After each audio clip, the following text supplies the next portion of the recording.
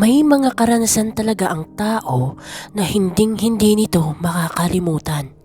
Lalo pa kung nag-iwan ito ng matinding marka sa puso at kaluluwa. Mabubura man sa isipan, ngunit may mga pangyayari pa din na magbabalik upang maalala ang kahindik-hindik na tagpo. Magandang buhay sa lahat. Ang kwentong ibabahagi ko ngayong araw ay patungkol sa karanasan ng ating bidang binigyan natin ng alias na sina Pipito, Mado at Aguho. Walang eksaktong taon sa sitio ng Kawayan, Iloilo. Mula pagkabata, sobrang malapit na sa isa't isa ang tatlo. Halos isang bituka lang kung maituturing. Madalas, daig pa ang magkakapatid kung magsama. Naging tambayan ng tatlo ang tubaan ni Lolo Dionisio, na halos lahat ng manginginom doon sa sitio ay nakakasalamuha din nila, maging ang mga bagong tubong tanggero nakakasama nila. Nalilibang silang tumambay sa lugar, hindi dahil lasinggero silang tunay, kundi pareho silang mahilig sa kababalaghan at nawili ang mga ito sa pakikinig ng mga kakaibang kwento, partikular sa kwentong katatakutan. Mga pre, kung mangingisda kayo, huwag na huwag kayong dumaan doon sa batuhan ha. Sobrang nakakatakot ang nararanasan ko nung nakaraang araw. Nakakita ako ng isang sirena. Kaso nga lang, lalaki, kaya imbis na lapitan ko para kausapin sana, kumuha ako ng sagwan, pinagpapalo ko na. Ang sabi namang nagyayabang na sireno. Anong nangyari sa sirena? May buntot din ba pre? Paano yan? Saan ka pala dadaan kung hindi kami pwedeng dumaan sa batuhan? Lasing ka siguro pre, kaya kung ano-ano ang nakikita mo no? Ang sagot naman ni Pipito. Naku, maniwala ka naman dyan pre. Huni pa lang ng mga palaka, napapatalon na yan eh. Kung totoong pinalo ng sagwan, nasaan na? Buhay pa ba? Naku, kung ano-anong mga nakikita mo, kay hilig mong tumambay dito. Puro kwento lang naman dito, kaya wag mong masyadong dibdibin pre, ikaw din. Ang sagot naman ni Aguho sa kaibigan. Maiba ako. May bagong kwentong kumakalat ngayon ah. Noong nakaraan ko pa ito naririnig, pero hindi ko mawari kung gawa-gawa na naman ba ito o totoo. Nasaan kaya yung mga kwento na yun? Sobrang nakakakilabot ang kwento. Mantakin mo ba? Ayon sa kanya, nawala daw siya sa sobrang isang buwan. Sa tansya niya, oras lang naman ang daw ang pagitan. Saka hindi siya nakauwi kung hindi sila nagtunog ng tambol. Ang sabi naman ni Pipito. Ayan na naman ang kwento ng anak ni Lorna, Mado. Abay, sabi nga hindi daw tumigil ang mag-ina sa paghahanap at nagtawag pa ng manggagamot para mahanap siya, pero palagay ko nag-a-addict yun. Kita naman sa mukha niya. Mula nung nakauwi ay parang wala na sa katinuan. Ilang dekada na ba tayo namamalaot? Niwala man lang tayong naengkwentrong mga ganyan ah. Ang sagot naman ni Aguho. Malay mo pre, iba ang tiyempo. Alam mo naman yun, nagtataka ako dahil nga sa mga nangyari sa kanya eh.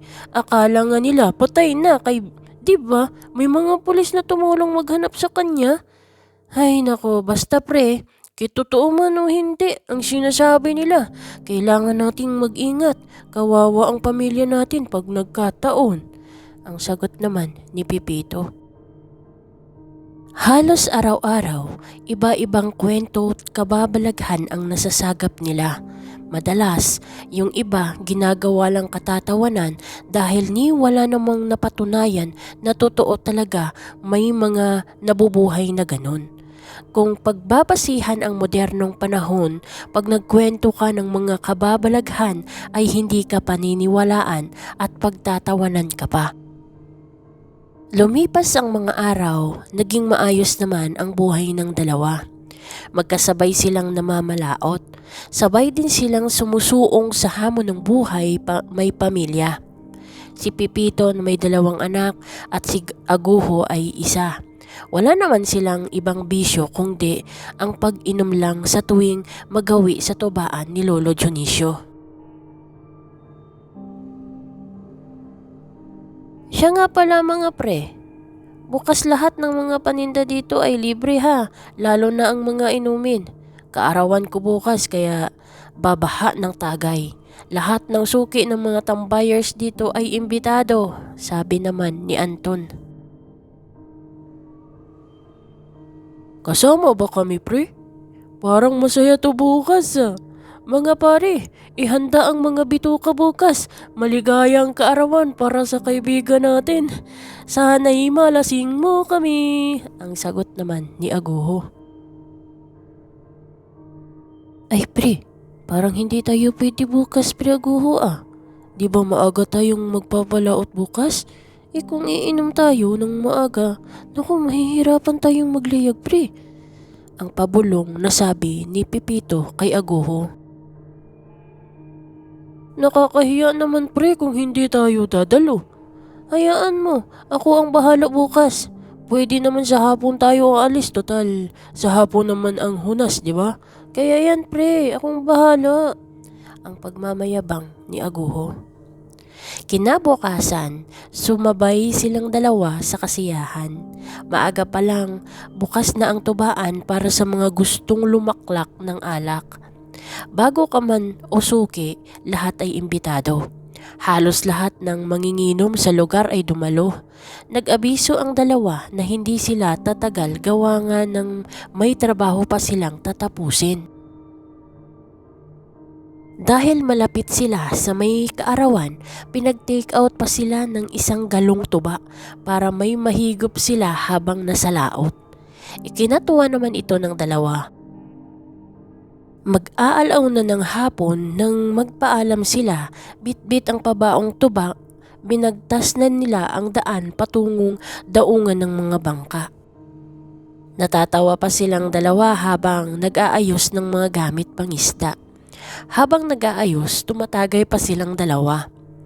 Hindi mainit ng mga oras na to kundi makulimlim, indikasyon ng pagbagsak ng malakas na ulan.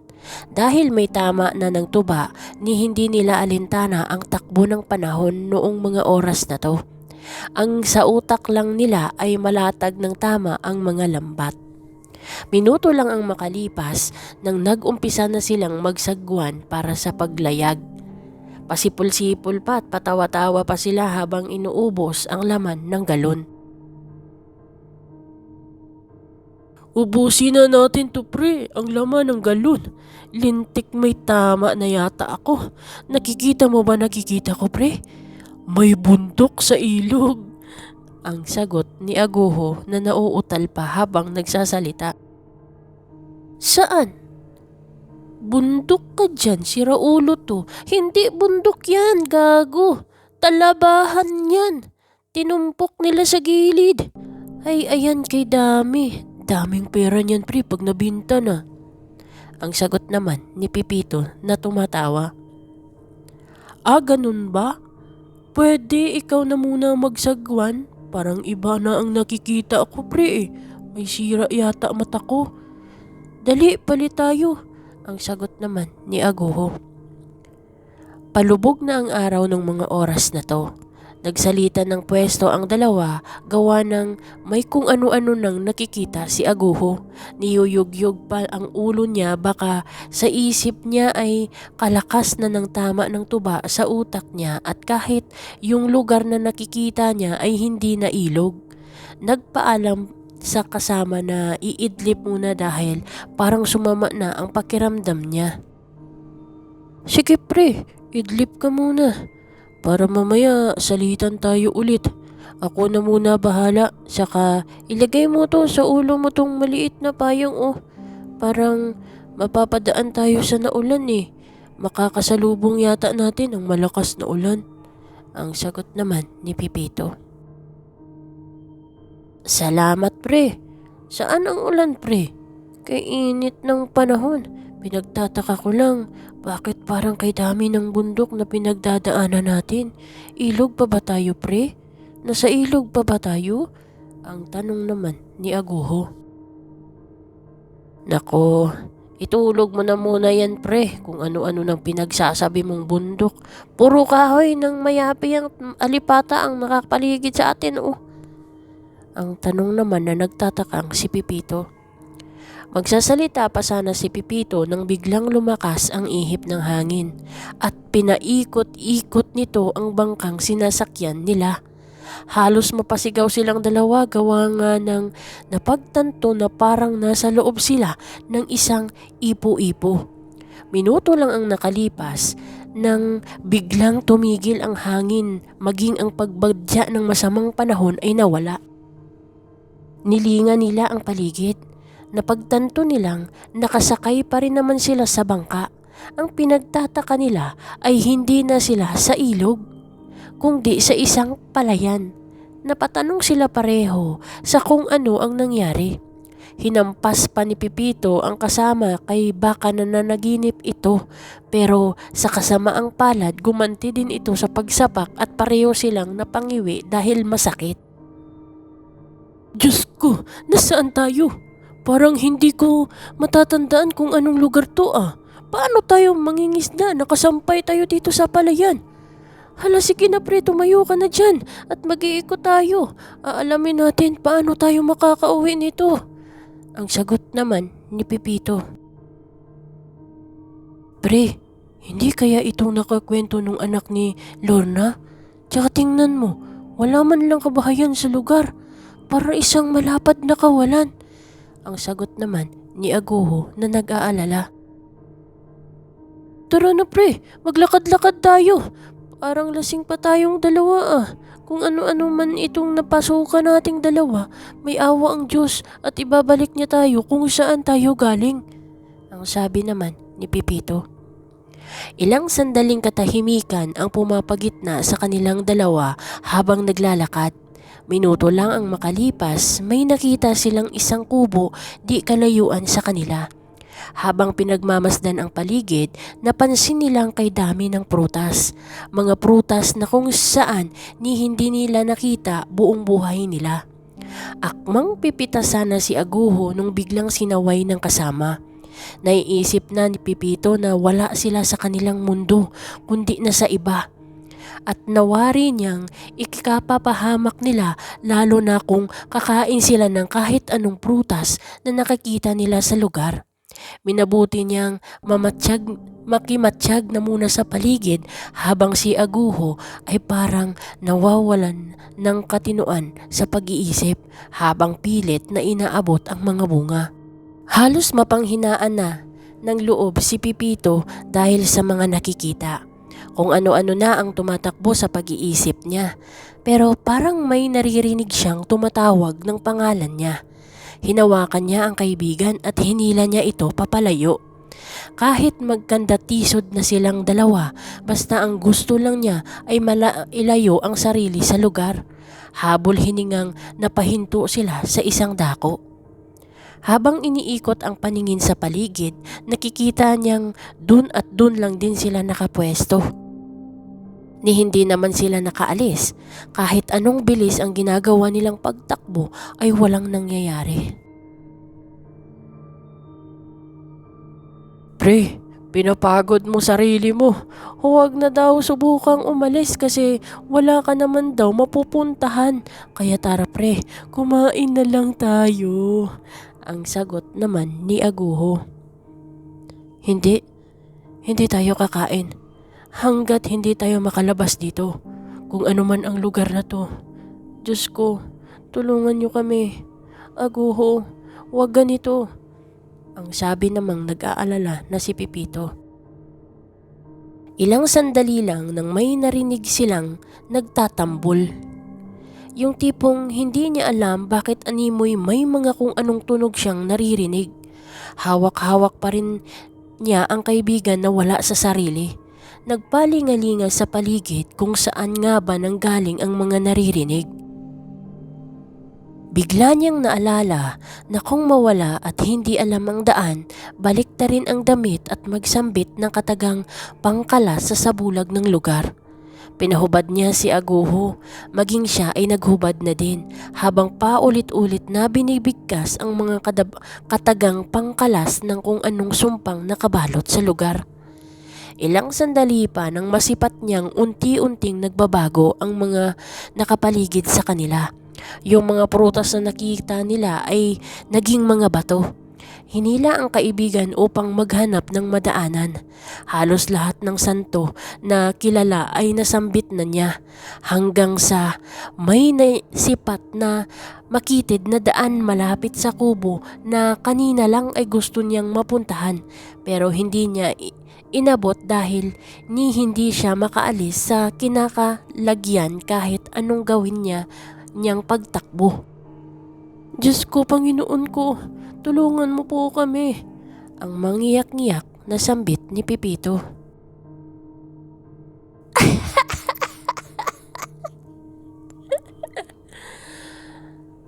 Diyos! Hoy ugok! Anong pinagsasabi mong Diyos? Walang Diyos. Dito na tayo mamamatay. Tandaan mo yan, Pipito. Ang nakakaasar na sagot ni Aguho. Hindi mo alam ang pinagsasabi mo, pre. Makakalabas tayo sa ngalan ng Diyos Ama, ang sabi naman ni Pipito. Halos maubos ang boses sa pagsambit sa Panginoon ng ilang sandali. Ang mga batong kanina lang ay nagsigalaw. Halos manlaki ang mga mata ni hinila ang kasama patakbo ulit papuntang maliit na butas. Lumalakas ang kalabog ng dibdib, maging ang narinig na tambol ay lumalakas din nang biglang lumawak ang espasyo at nagkasya silang dalawa. Mahigpit na hinawakan ang kaibigang, sinusuong niya ang daang sobrang dilim at hindi lumilingon. Ang nasa utak niya lang ay makalabas sa lugar sa kahit anong paraan. Lahat ng huni ng kung anong demonyo ay naririnig niya, pero iisa lang ang nagpapalakas sa kanya kundi ang huni ng tambol. Sa kanyang pagmamasid, may nakita siyang maliit na liwanag. Habang hindi tumitigil sa pagtakbo, napasigaw siya sa pangalan ng isang anghel.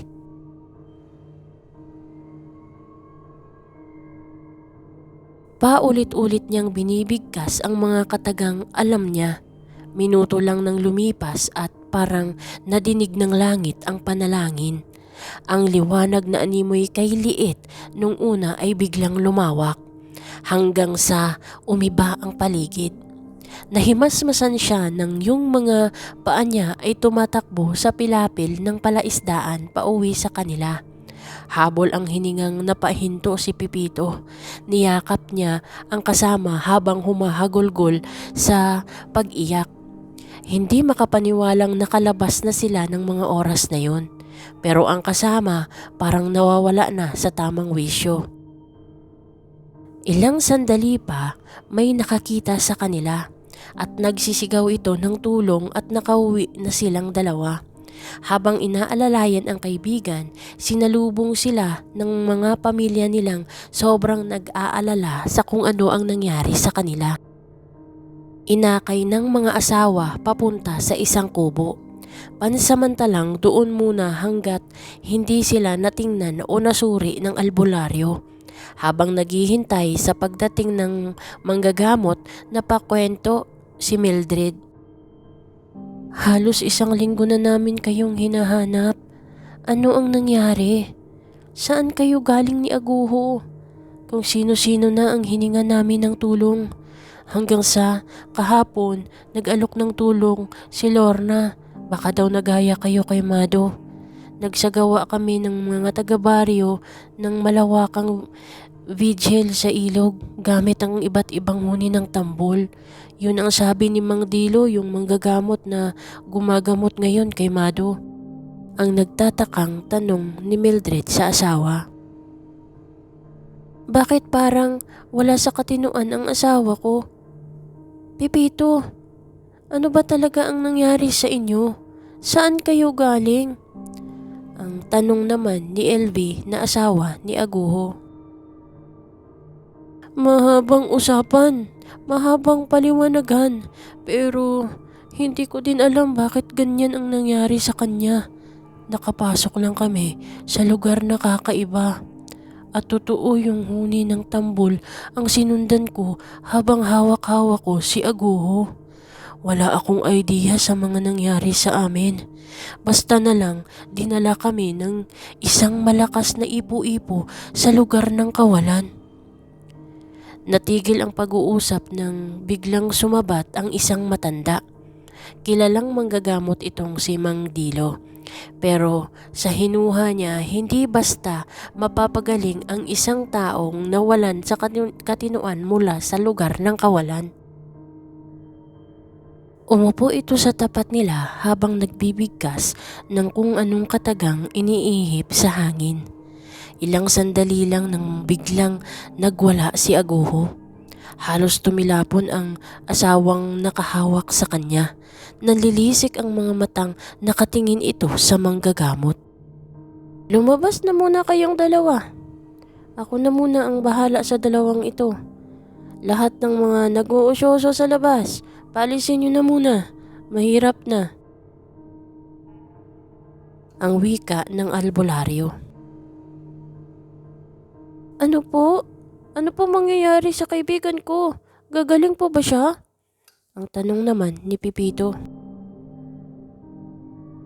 Kumalma ka at ako'y hindi nakakatiyak kung ano ang mangyayari sa kaibigan mo. Hanggat hindi kayo magaling pareho, dito na muna tayo sa kubong na to. Mahirap na, baka masaktan nyo ang pamilya nyo ng di oras. Kagaya kanina, may nakain na ba kayo na pagkain mula sa lugar ng pinanggalingan nyo, Pipito? Ang tanong naman na wika ng albularyo. Ang pagkakaalam ko, si Aguho ay dumampot pero hindi ko siya nakitang kumain. Pero nung nandoon pa kami sa kawalan, una pa lang parang sinapian na talaga siya ng kung anong demonyo. Tawa lang ng tawa habang iniinggan yung kung kumain ng kung anong pagkaing nakapalibot sa amin. Habang nagsasalaysay si Pipito, panay naman ang pag-angil ni Aguho sa gilid. Parang asong baliw na handang mangagat kung ito ay hahawakan. Kumuha ang manggagamot ng isang patpat at itinapat ito sa sentido ni Aguho. Nagbigkas ng kung ano-anong orasyon pang proteksyon sa kanya at sa kaharap.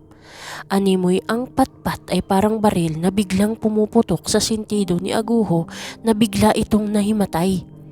Nagpatulong ang albularyo na buhatin ito palapag sa papag upang masuri ng mabuti. Nagpakuha pa ito ng pangtali sa takot na makapinsala pag nagising na umaangil. Sa pagpapatuloy ng kwento, nag-usap si Pipito at si Mang Dilo.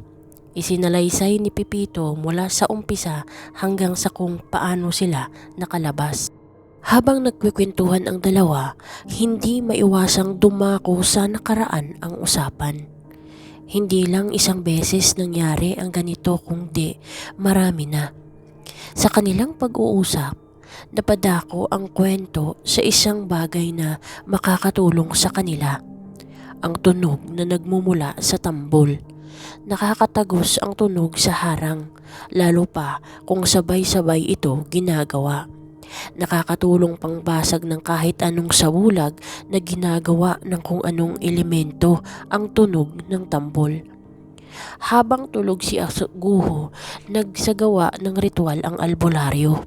Gamit ang mga dasal pangkalas ng kung anong sapi sa katawan, inihip niya sa bunbunan ni Aguho ang mga dasal na ginagawa niya.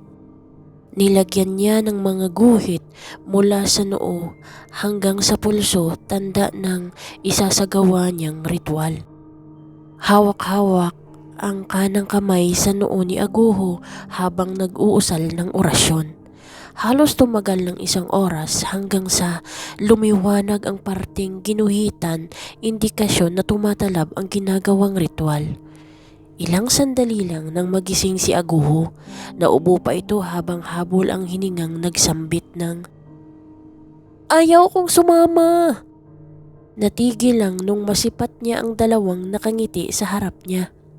Pinitik siya sa noo para masiguradong gising na talaga. "Ayos ka na ba? Ikaw na ba yan, Aguho?" "Nako, ayaw mong sumama kanino? May humihila pa ba sa'yo, no?" Ang tanong ni Mang Delo. "Ang sakit ng noo ko, pati ho ang ulo ko. Saka, bakit pala nakagkapos ako?